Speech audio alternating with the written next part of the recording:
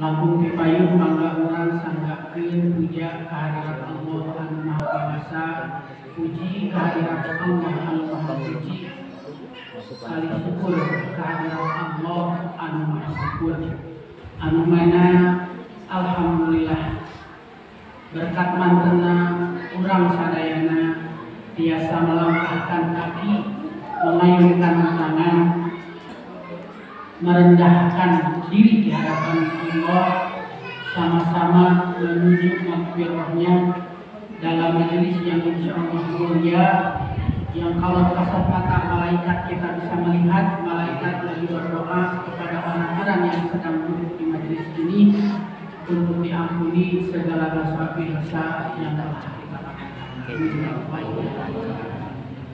Atau terhilap sholawat sinar mugia tetap dikucurkan, dilimpahkan ke kanjeng Nabi besar urang Habibana wa Nabiyana wa Rasulana Maulana Muhammad sallallahu alaihi wasallam, anu perjuanganna anu pengorbanana dugi ka getih muncur, dugi ka gigi tanggal di tanggal sertika coplok ngabelaan agama Allah, ngabelaan orang. Alhamdulillah pengorbanan perjuangan anak keasaan kurang sakitna ayana diberi hal ibadah teu aya nu ngahalang-halang, berbuat baik teu aya nu ngahalang-halang, bahkan melakukan sesuatu dakwah di lapangan kita dipermudah sampai saat ini, khususnya daerah kita.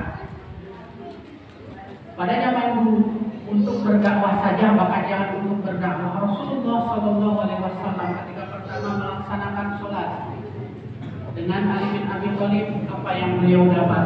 Beliau mendapatkan lemparan-lemparan batu kering, batu Mekah itu tajam-tajam, batu Mekah itu kerikil yang sangat tajam ketika kena kepala, kena kulit, bahkan melepuh karena jemur oleh teriknya matahari. Makanya kita dipermudah untuk ibadah ini berkat beliau dan para sahabatnya, perjuangan dari mulai perang Badar, perang Uhud, perang Khandaq sampai perang yang lain untuk membela agama Allah Subhanahu wa taala.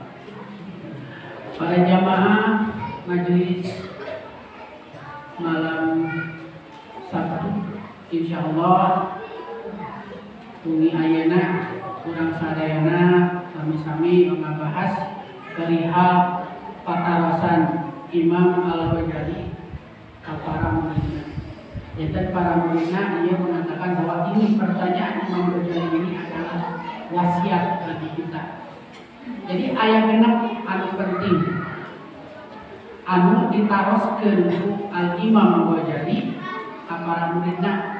Anu kahiji, Imam Ghazali tumaros di waktu majelisna ka para muridna. Wahai muridku, apa yang paling dekat dengan kita di dunia ini? Banyak para murid yang mengatakan sesuatu yang paling dekat dengan kita adalah orang tua kita. Sesuatu yang paling dekat dengan kita adalah istri dan suami kita. Sesuatu yang paling dekat dengan kita adalah anak-anak kita. Imam Ghazali berkata, semua itu betul, tapi ada yang paling dekat sekali dengan kita.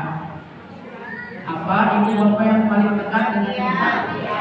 Jadi yang paling dekat dengan kita tidak lain dan tidak bukan Allah. Ini adalah kematian. Karena kematian ini terus mengikuti langkah kita. Kita pergi ke kanan, kematian pergi ke kanan. Kita pergi ke kiri, kematian pergi ke kiri. Bahkan kita mengunci diri di bangkai adalah di peti emas, di peti besi, kematian akan terus menempel kepada diri kita. Karena maut itu adalah hak. Jangan dinu al-Qur'anul a'udzubillahi minasyaitonir rajim, kullu nafsin dha'iqatul maut. Sesungguhnya sadayana makhluk Allah yang bernyawa pasti maut. Tonggoro manusia hewan oge maut tumbuhan atau napi tetangkalan oge aya maut nah aya ganina ka urang ayeuna anu disebut dinu surah Fatir laqad khalaqnal insana fi ahsani taqwim. Jantan urang teh atos diciptakan ku Gusti teh dengan sebaik-baiknya bentuk, dengan sesempurnanya bentuk. Jantan makhluk paling sempurna eta manusia. Makanya dalam beberapa keterangan, tapi saking sempurnanya juga manusia, ketika sudah jelek, jeleknya melebihi level daripada sehat. Nah itu manusia. Nah makanya dari maut ini kita belajar, apakah kita ingin dijemput dengan maut keadaan husnul khotimah atau kita ingin dijemput dengan maut ini dalam keadaan su'ul khotimah. Pilihan ada di tangan kita masing-masing, karena sesungguhnya mati kita itu tergantung kebiasaan kita sendiri. Bahkan di berbagai hadis dikatakan malaikat maut mendatangi kita dalam 24 jam.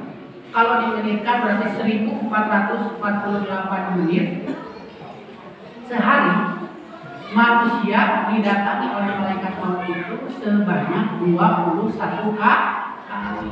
Bayangkan ibu sareng bapak dilomokkan ke malaikat maut. Salah malaikat maut Ijro, iya, ke malaikat Ijro iya sareng pasukan teh dilomokkan urang teh 21 menit sekali. Si cenah ieu cenah dilomokkan. Sawer malaikat maut ka Gusti teh Allah tos-tosna teu aya. Terus anu sanes Bapak dilomokkan. Ya Allah sudah waktunya belum. Tapi malaikat suka terheran-heran kepada kita, malaikat maut khususnya. Kenapa? Karena kita dibuntuti dengan ancaman maut 21 kali, tapi ketika malaikat datang kita sedang tertawa-tawa, kita sedang terbahak-bahak, bahkan kita sedang menikmati dunia. Memang harus menikmati dunia karena itu namanya syukur juga. Tapi akan ketika banyak orang yang berlebihan, malaikat itu malah heran. Manusia memiliki apa? Sedangkan maut mengikutinya selama sehari itu sebanyak 21 kali. Dan 20 hiji. Bayangkan kurang menuju cali dongkap malaikat, kurang menuju ibak dongkap malaikat. Dan tekenging sir kumaha, tekenging was-was aduh ya Allah. Habis itu sieun mau. Ayeuna seueur kajantenan dan ginjal gara-gara obat batuk sebenarnya pakulunya. Terutama obat-obat kurang kali paracetamol seueur anu terindikasi kebanyakan dosis yang tidak berguna bagi organ tubuh anak. Jadi hampir berapa ratus anak meninggal terindikasi gara-gara obat paracetamol cair. Orang mau pernah baca Gusti gitu, tapi alhamdulillah orang kali jadi pasien di baby di kaya sehat gitu. Tapi kan kadang berhati-hati. Nah ayeuna anu senja yuswana di 40 kalebur, anu 40, anu 50, anu 60, anu 70, bahkan aya yang di 80 eta mah atos waktuna emut ka Gusti teh teras-terasan. Da sunnatullah, sunnah Nabi dari segi usia dari segi umur itu adalah 63 tahun. Jangan sunnahnya manusia itu selama 63 tahun. Kenapa? Karena yang jadi role model kita, yang menjadi pacuan kita adalah Rasulullah Shallallahu Alaihi Wasallam. Rasulullah Shallallahu Alaihi Wasallam meninggal pada umur 63 tahun setelah menyelesaikan misinya dari Allah selama 23 tahun. 10 tahun di mana? Di Madinah, 13 tahun di Makkah. Nah kita pun kalau sudah lebih dari 60 berarti itu bonus. Terus kalau tos 40 kan ada tos water. Jangan tapi tos 40% kene kasawah berarti terasa disebut kasawah. Lamun tos 40 resep kene punten heureuy kata Nabi ngemutan dunia, teras-terasan ngemutan dunia. Dia kan 40 tahun sareng Nabi penentuan kita akan menjadi apa ke depannya. Kan Rasulullah SAW, Nabi Muhammad itu diangkat menjadi Nabi itu pada usia 40 tahun. Itu terus dikatakan gitu, atau dicontohkan dan atau diceritakan bahwasanya ini contohnya, ini contohnya, ini contohnya. Cuman kita suka menjauh dari yang namanya ilmu. Kita sudah tahu akan tetapi ya ini semua orang gue. Tapi setelah Allah memberikan titik-titik ini, kalau 40 harus seperti ini, kalau 60 harus seperti ini, masih pemuda harus seperti ini. Tapi kadang kita kebanyakan tahu tidak mau berbuat. Nah, jangan wiri kamu mau kurangnya atau siap aja. Siap ngancurin mana mutlak urang hoyong lebat surga, urang hoyong lebat neraka teh syaratnya naon? Maot heula. Maot heula. Ngan aya kapungkur satu acan maot pas ngarosan surga lain terang. Jalmi kapungkur aya nu acan maot kantos lebat kasur enggak sakit kitanya. Nabi Adam pada etam diciptakeun di kaluan ieu mah Nabi Laras Nabi Idris saking pinterna ngalugui malah ikat. Jantan kan kalau orang yang sudah masuk surga tidak bisa dikeluarkan lagi. Akhirnya ketika Nabi Idris ingin masuk ke dalam surga, beliau tidak diizinkan oleh malaikat Ridwan penjaga surga. Akhirnya Nabi Idris dengan sengaja melemparkan sendalnya ke dalam surga. Ini hanya cerita ya. Jadi dikemasnya dengan cerita untuk dipahami dengan akal kita. Walau alam keberlakuan di sananya seperti apa. Cuma untuk sadar kita seperti itu. Nabi Idris melemparkan satu sendalnya ke surga, lalu berkata kepada malaikat, wahai malaikat, saya mau mengambil sendal saya di surga. Lalu malaikat berbicara kepada Allah dan Allah berfirman izinkan. Lalu masuk, kata Nabi Idris masuk, sudah masuk, kata malaikat silakan keluar lagi. Tadi engkau berkata apa, wahai malaikat Ridwan? Kalau makhluk sudah masuk ke surga tidak bisa keluar. Jadi seperti itu. Kalau dicerita buku, nah itulah mau. Jadi mau kita keningsieun, jangan takut karena semua manusia, semua makhluk sudah ditentukan. Bahkan daun yang jatuh dari pohon itu sudah diatur, sudah diukur oleh Allah Subhanahu wa Ta'ala. Jadi jangan takut. Kalau takut hidup, mati saja. Takut mati, jangan hidup.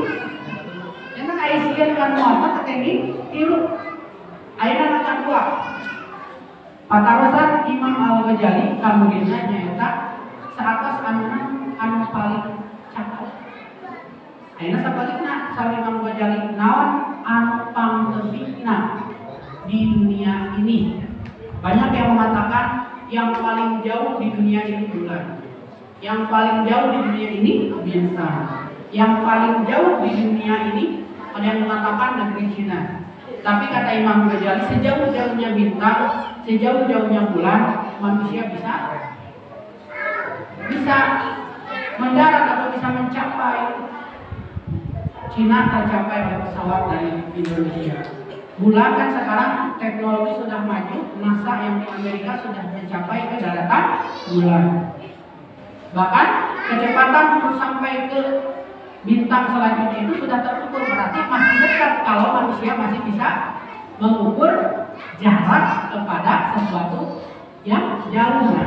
Lalu Imam Al-Ghazali berkata, sesuatu yang paling jauh di dunia ini adalah masa lalu. Jangan ada masa lalu itu sesuatu yang tidak bisa digapai lagi. Masa lalu itu sesuatu yang tidak bisa dipegang lagi. Masa lalu itu sesuatu yang hanya sudah dilewati tapi tidak bisa dikembalikan. Memang itu biasa, tapi jasa kurang ini ke masa lalu sadetik jam biasa diputarkan 3 detik satu acara. Fakta dengan realita yang 3 menit barusan terbiasa. Bapak mau namanya nyari dia Ketika diulang dengan waktu yang sama, ketika retorikanya bisa diulang untuk bicara hal yang sama, tetapi momen dengan realitanya tidak bisa diulang. Makanya Imam Ghazali berkata, sesuatu yang paling jauh itu adalah masa lalu. Kenapa kendaraan khususnya mobil menciptakan kaca depan lebih besar dari spion? Ayah ngertos, lamun kita dahului kan? So kabayang ke kaca spion adeung, kaca payung alir, silakan ke cilaka jelas. Karena apa? Pandangan ke depan lebih penting. Dan kaca spion hanya melihat belakang. Belakang itu untuk jadi pelajaran kalau mau belok hati-hati. Nah kita pun sama. Itu kalau kita tadaburi ternyata betul juga. Ketika kita melihat ke depan, kaca mobil harus besar. Kita melihat masa depan harus lebih utama daripada melihat masa lalu. Karena masa lalu itu sudah dilewati, cukup jadi pelajaran, jangan disesali. Kapungkurnya simpuri lalu dicana, ia bisnis pasti sukses. Kapungkur simpuri lalu nikah dan si abang itu pasti berkah. Lalu simpuri kapungkur jantan, ia jantan. Nah, ketika kita berpikiran seperti itu, barulah setan masuk kepada pikiran kita. Jadi jikalau andaikan lamun rasna deui ada kata-kata yang disukai oleh para setan, karena itulah tempat masuknya setan. Setan itu paling senang kalau manusia lagi berhayal. Ketika berhayal akhirnya kufurlah kepada nikmat Allah Subhanahu wa Ta'ala karena pedih. Ada bagi orang-orang yang kufur, sudah tertera dalam surah Ibrahim yang bunyinya la in syakartum la azidannakum wa la in kafartum inna adzabi lasyadid. Sing saja syukur dilipat gandakeun ku Gusti nikmat Allah, tapi sing saja anu kufur sok ketahuilah maka ajabu atau siksaku sangat pedih. Nah itu jantan masa lalu mah cekap kurang, jantan para pelajaran untuk waktu yang akan datang. Tidak ada penyesalan. Anu katilu patarasan Imam Al-Ghazali kepada muridnya, apa yang paling berat di dunia ini? Anak-anak ada yang tahu apa yang paling berat di dunia ini? Dosa? Juga amanah. Ya, jangan doa. Sesuatu yang paling berat di dunia ini adalah amanah. Jangan dulu menjadi orang-orang yang memiliki jabatan kita dititipi jasa kita, dititipi pikiran kita, dititipi penglihatan kita, dititipi pendengaran, penciuman. Itu sudah amanat yang berat dari Allah Subhanahu wa Ta'ala. Karena apa? Setiap nikmat yang kita rasakan akan ditanya oleh Allah Subhanahu wa Ta'ala. Hei fulan, itu mata kapungkur selama hidup di angan-angan. Wahai fulan, eta sampean di angan-angan. Wahai fulan, panangan di angan-angan. Wahai fulan, eta lambe di angan-angan. Meureun anu pada melana nyarioskeun batur, nyarios. Anu pada melana ngaos Quran. Nanti di yaumul hisab lambe urang teh dikunci. Da Allah mah tos terang sifat manusia sakumaha tos disumpah kumaha ge pasti ngabotol janten lambe mah dikunci. Makanya hati-hati dengan amanah kita yang jadi pendidik. Amanah kita berat untuk membintangkan generasi bangsa. Kita yang diamanahi menjadi seorang bapak, amanahnya berat terhadap istri, terhadap anak. Apalagi kita yang diamanahi keputuhnya, kepala desa, Pak Camat, teras bupati, wali kota, gubernur, bahkan sampai presiden. Bahkan pada zaman Zaid bin Haris, yaitu anak angkatnya Rasulullah SAW, diperintahkan untuk menjadi seorang wali atau seorang hakim. Beliau sampai kabur-kaburan. Kenapa? Karena tidak mau saya lebih baik menjadi orang yang tidak diberikan apa-apa, miskin dunia, daripada saya harus diberi jabatan ini. Karena apa? Jabatan itu mata rasa hidup di yaumul hisab itu panjang. Bahkan Umar bin Khattab berkata, saya sekarang berada di Madinah, ada kambing yang terjatuh di Andalusia itu Spanyol sekarang, tanggung jawab saya nanti di hadapan Allah Subhanahu wa Ta'ala. Bayangkan, atau ibaratnya kurang jantan presiden kan istanana di Bogor. Terang di dia ayat jamin pertama, walau alam, eta tanggal balar seorang presiden seperti itu. Makanya subhanallah, masya Allah berat sekali amanah ini. Makanya Imam Ghazali berkata, sesuatu yang paling berat di dunia ini adalah amanah. Tidak ada yang lebih berat daripada amanah di dunia ini. Punten, barangkali anak ibu-ibu, bapak-bapak pilih ayat kawiatan titip salur eta teh amanah, kada teh ingat hampir ada salam.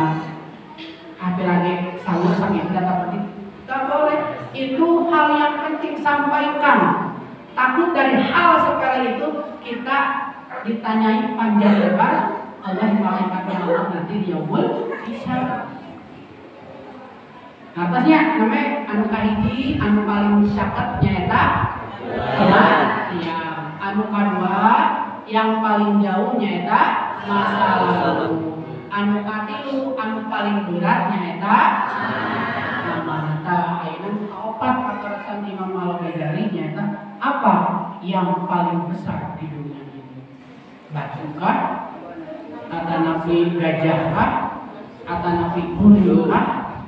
Betul, karena itu semua besar, tapi ada yang lebih besar. Bahkan manusia banyak yang terjerumus dengan kebesarannya, yaitu adalah hawa nafsu. Namanya kecil hawa sama nafsu, tapi lawan kurang terbalut dengan hawa nafsu. Jadi orang yang menggerakkan teh dua. Satu, fuad, kata Nabi kolbun, yaitu hati bersih, selalu bersih hati. Sarana di pasian istimewa di pasian manusia sama hawa nafsu. Nah, jangan kita mau mengikut siapa? Apakah hati yang akan memimpin hawa nafsu? Apakah hawa nafsu yang akan memimpin hati? Karena banyak yang celaka gara-gara hawa nafsu. Seueur pisan jami di dunia ieu menyesal gara-gara hawa nafsu. Hawa nafsu mah contoh jami ningali motor kuncina ngagantung. Pada ke masjid asal nama sarung, nama sajadah, nama peci. Di halaman masjid ayah motor eneng, kuncina ngagan. Dalengit niat pada ibadah teh, dipau motorna, akhirnya digebuki oleh masyarakat sampai meninggal. Terjadi di Bogor sebulan yang lalu. Akhirnya yang tadinya mendekatkan kepada Allah Subhanahu wa Ta'ala sudah seragam komplit, paket lengkap mau menghadap Allah, akhirnya alhamdulillah syukur hati. Karena apa? Mendahulukan keinginan dengan hawa nafsu. Lamun anjeunna meureun dai maot meureun anjeunna maot karena digebugan kata Nabi Muhammad atas nata lamun anjeunna mengikuti hati, jalan hatinya atas nata pada sambil ngatur yang sakit itu. Karena apa? Kematian udah Allah tentukan pada zaman dulu. Jadi anjeunna milih maotna karena dikebugan ke masyarakat gara-gara maot motor emek. Nah eta terutama santri ya. Jadi dahulukan hati, karena hati insya Allah selalu bisikan-bisikan baik. Bahkan kita ketika melakukan kesalahan, hati ini selalu berbicara, tapi hawa nafsu menghalang-halangi untuk pikiran mendengarkan hati. Jangan hati-hati dengan hati agar hati kita tidak celaka. Awas, hawa nafsu paling berat, jangan. Yang paling berat di dunia ini adalah hawa nafsu. Apa anak-anak? Hawa nafsu. Anu kasar di dia teh anu? Ayeuna anu kalimat teh atas berat, ayeuna paling ganti anu paling ringan. Apa yang paling ringan di dunia ini? Kapas, betul. Terus cai berat. Naon teh cenah? Tah eta anu paling ringan kanggo jalmi mah nyaeta nganjurkeun salat. Janten innaha lakabiratun illa alal khoshiyin. Ai salat teh gampang bisa salat teh kecuali berat bisa kecuali bagi orang-orang yang khusyuk. Kamu urang mah gampang sanes gampang salat mah tapi gampang ninggalkeun leres bisa. Karaos musim kuring ge sat jangan sampai bolong. Tapi telatnya tetap kenging soalnya jelas anu lalai pun mendapat neraka, apalagi yang tidak sholat. Jadi jangan sampai kata-kata ringan ini jadi kebaikan. Tapi ringan di sini Imam Ghazali mengartikan seburuk-buruknya manusia adalah orang yang meninggalkan sholat. Jangan dianalogikan sesuatu yang paling ringan di dunia ini adalah meninggalkan sholat. Gampil bisa so ayana nuju segera kesibukan sekedar Allahu Akbar terus maghrib abok di nuju madonan. Bapak-bapak nuju di sawah abok nuju ngadamel pager. La ilaha illallah acan komat sekedar deui. Karaos terus poe ai pas alhamdulillah beres. Allahu Akbar. Ada naon eta? Udah Isya lewat ke masjid itu segampang-gampangnya sesuatu meninggalkan sholat. Kenapa? Ya itu kembali lagi ke yang berat itu hawa nafsu, karena hati itu terus menggertak menjerit ayo teman tapi karena nafsu menghalangi keinginan yang baik kita, makanya hilanglah keinginan untuk menghadap Allah Subhanahu wa Ta'ala. Nyata yang paling ringan nyata naon salahna ibu-ibu meninggalkan sholat. Jatuh anu terakhir dari wasiat Imam Ghazali ini sesuatu yang sering kita lakukan, bahkan mungkin sering kita temui ya di kehidupan kita. Jadi seorang Imam Ghazali apa yang paling di dunia ini? Yang paling tajam di dunia ini bukan pedang Damaskus yang dulu dipakai perang oleh Khalid bin Walid, bukan pedang Aulus yang dulu dipakai perang salib oleh orang-orang Eropa, bukan pedang Salahuddin Al-Ayyubi komo kedua orang Sunda, bukan. Tapi sesuatu yang paling tajam di dunia ini adalah lidah. Lidah kebetulan tidak kasoledat sampean kasoledat panangan kabah nyili biasa damang saginten dua ini tadi kasoledat sampean tiasa diperban, tapi lamun tos kasoledat eta letah kajal di anu sanes punten letah mah tiasa ngapunten tanpa menyentuh. Beres gak? Ledak lidah mah paling ajaib, bahkan lebih sakti punten dari Mr. Limbar dari Samsudin. Lebih sakti. Kenapa? Lidah hanya berucap tapi hati yang sakit. Lidah yang berucap, lidah yang bersilat tapi manusia yang mati. Makanya hati-hati, Allah memberikan lidah itu untuk berzikir. Allah memberikan lidah itu untuk bertasbih. Allah memberikan lidah kepada kita agar kita bisa jelas bertahmid, bertahlil, bahkan tadabbur dengan suara kita membaca Al-Quran. Tapi kita memakai ini untuk kejahatan. Orang terkadang di rumah orang menyakiti orang lain. Kadang orang ngobrol, anu diajak bicaranya itu tidak sadar ketika kita ngobrol sampai kesakitan, sampai terluka, bahkan sampai sakit bertahun-tahun. Karena sering sekali dari dulu sampai sekarang. Makanya hati-hati menjaga lidah, karena lidah kalau tidak dijaga bisa menyakiti atau ngarahkan jalmi anu sanes. Memang lidah tidak bisa melukai fisik kita sampai berdarah-darah, tapi lidah menyakitinya langsung psikis atau nabi jiwa yang disakiti, bukan fisik. Makanya hati-hati ibu bapak barangkali sadayana abdi nyalira khususnya kamu abdi nyalira gitu, sing hati-hati kan wae Ailenah teh sesuatu yang paling tajam. Entong asa urang nyarios ka mana karep asa urang nyarios ka ditu ka dieu. Kita harus berbicara. Jadi fakir qoblaan ta'jima kalau orang Arab berbicara. Jadi berpikirlah sebelum berbicara. Punten zaman dahulu para sahabat ketika mau berbicara sesuatu di depan masyarakat adalah di depan orang yang akan diajak bicara, sebelumnya itu sampai 2 jam, 4 jam, 5 jam berpikir dulu, ini kata-kata ini melukai enggak? Ini kalimat ini melukai enggak? Tapi kan kita mah beletuk umat gewe yang penting mah tersampaikan. Jadi hati-hati ketika berbicara. Makanya jelas fakir qoblaan ta'jima itu. Jadi berpikir sebelum berbicara itu betul-betul harus diperhatikan. Saeta janten wasiat akan Nabi pakarasan Imam Ghazali ka para muridna. Aya sabaraha poin Ibu, Bapak? Ulang janten wong emik sadayana diajar sadayana di depan saran dilaksana. Anu kaiki naon teh?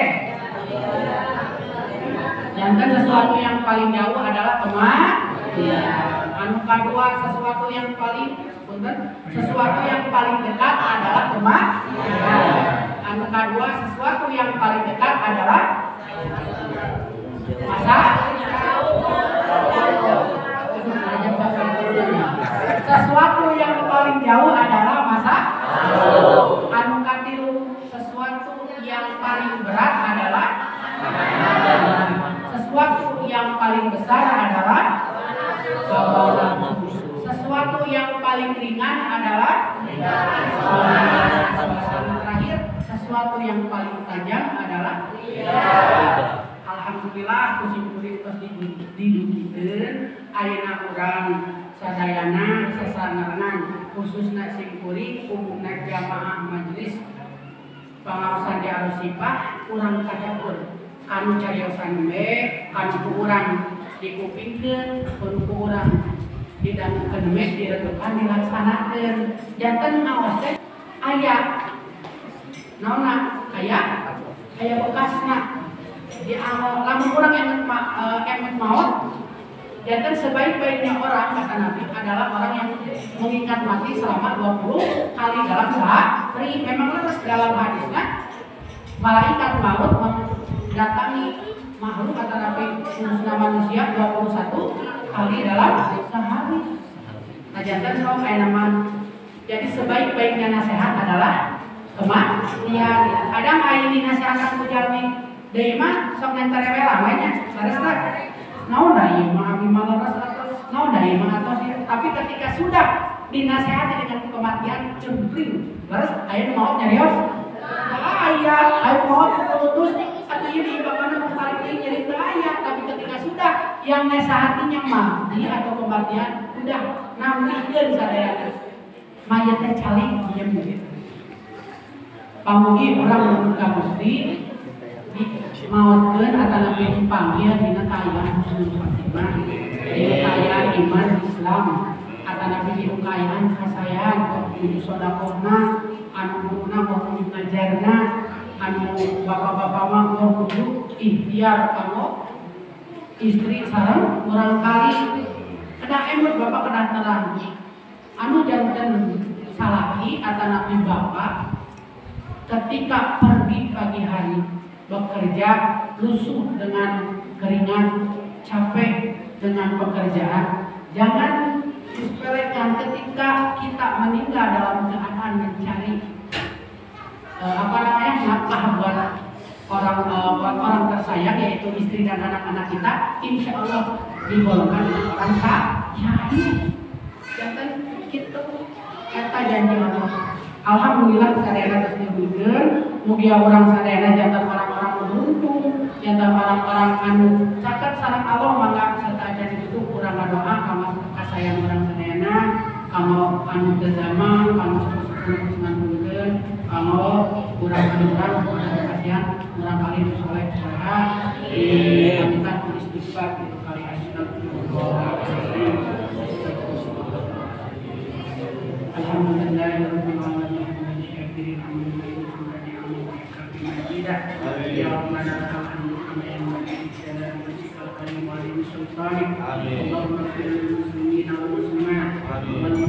المؤمنين والمؤمنات الأحياء منكم والأموات إنك سميع قريب مجيب دعوة يا قاضي الحاجات اللهم اغفر لنا ذنوبنا وذنوب والدينا وارحمهما كما ربيانا صغارا اللهم إنا نسألك السلامة في الدين وعافية في الجسد وزيادة في العلم وبركة في الرزق وتوبة قبل الموت ورحمة عند الموت ومغفرة بعد الموت اللهم أهون علينا في سكرة الموت ونجاة من النار والتقوى عند الحساب اللهم ربنا سدد البأس يشفي وأنت الشافي لا شفاء إلا شفاؤك شفاء لا يغادر سقما ولا ألما أسأل الله العظيم رب العرش العظيم أن يشفينا أن يشفيهم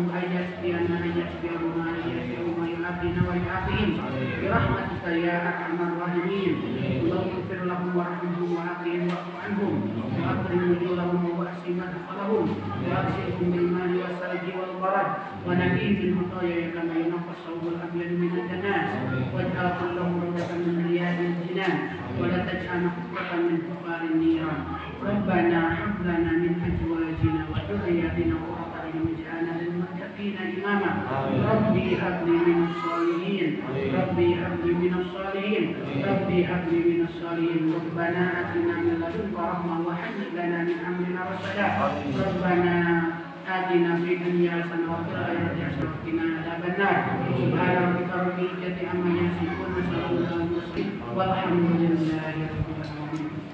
Alhamdulillahirrahmanirrahim.